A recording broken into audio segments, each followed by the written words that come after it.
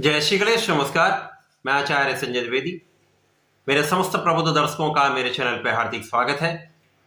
आज मैं दैत्य गुरु शुक्राचार्य के राशि परिवर्तन प्रभाव को लेकर आपके सम्मुख उपस्थित हूं। शुक्राचार्य अपनी राशि का परिवर्तन करने जा रहे तथा 7 मार्च को अपनी वर्तमान मकर राशि को छोड़कर शनिदेव की ही मूल त्रिकोण राशि कुंभ राशि में प्रवेश करेंगे।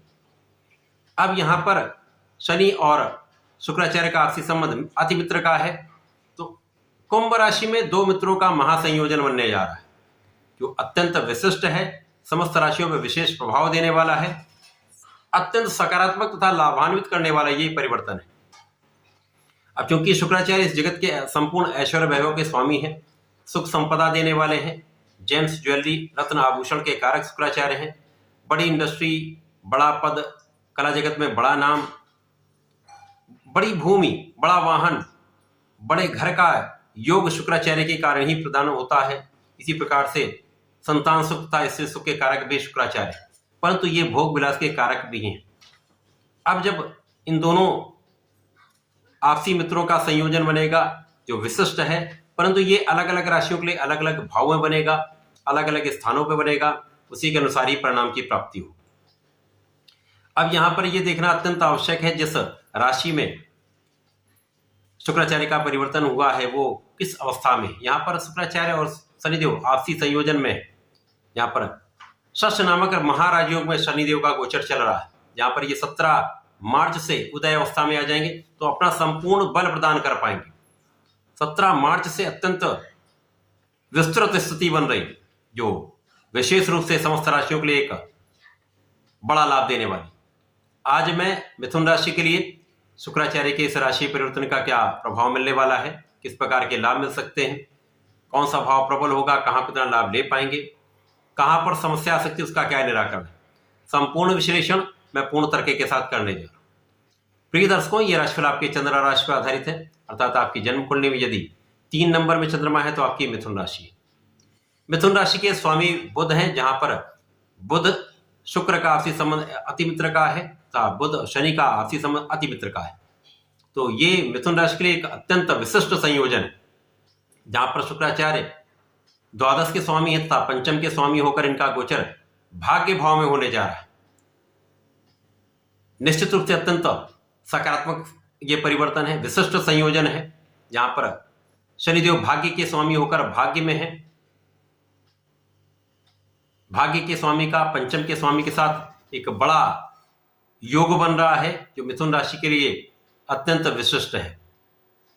यहां पर जो लोग उच्च शिक्षा प्राप्त करना चाहते हैं, उच्च शिक्षा के लिए विदेश जाना चाहते हैं, विदेश जाकर सेटल होना चाहते हैं, उनके लिए अत्यंत श्रेष्ठ समय है। यहां पर यह कार्य संपादित हो सकता है। इसी प्रकार से विदेशी व्यापार से आपको बड़ा लाभ मिलने का पूरा योग है। विदेश गमन का योग बन रहा है। इसी प्रकार से जो लोग विदेश में रहकर कार्य कर रहे हैं उनके लिए लाभ की स्थिति अत्यंत श्रेष्ठ है। यहां पर धन का भी आगमन अच्छा होगा, कार्यक्षेत्र में प्रगति भी होगी, आपके नाम का भी योग बन रहा है।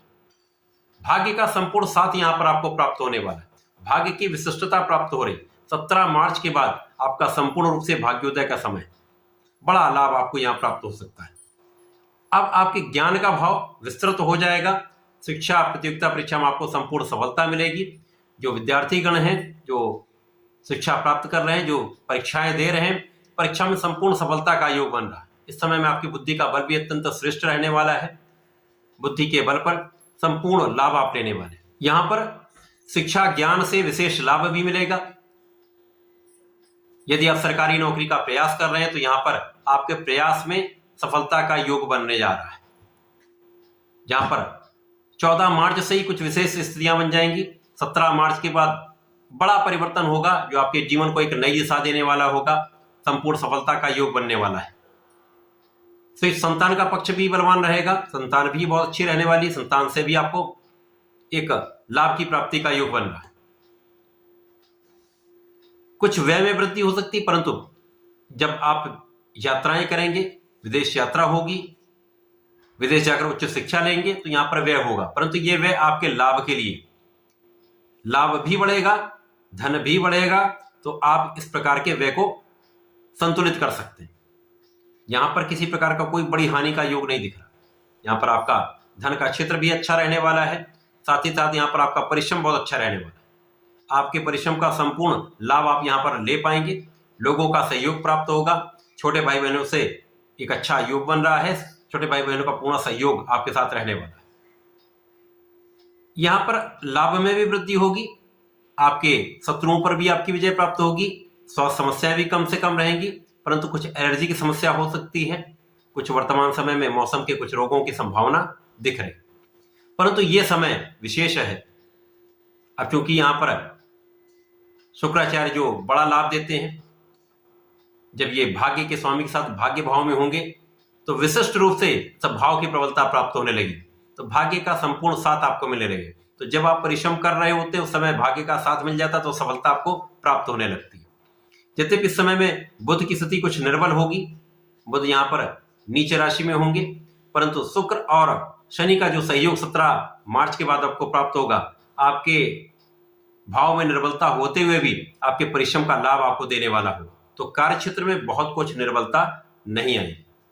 तो कुल मिलाकर यह समय विशेष है, बैलेंस करने वाला है। जो लग्न तथा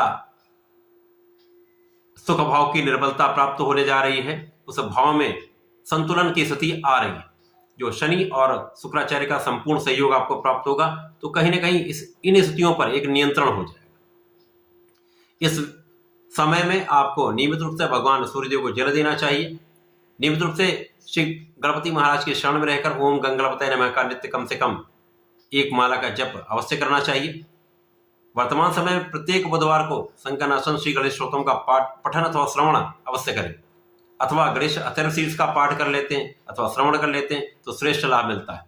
जो नीच भाव का प्रभाव प्राप्त होने वाला 7 मार्च से, उसमें भी निर्बलता आएगी, लाभ की वृद्धि होगी, बहुत कुछ संतुलन आ जाए, जीवन में एक संतुलन बना रहे, जो कष्ट है वो कम हो जाए। तो ऐसा करके समय का लाभ लें। धन्यवाद, नमस्कार।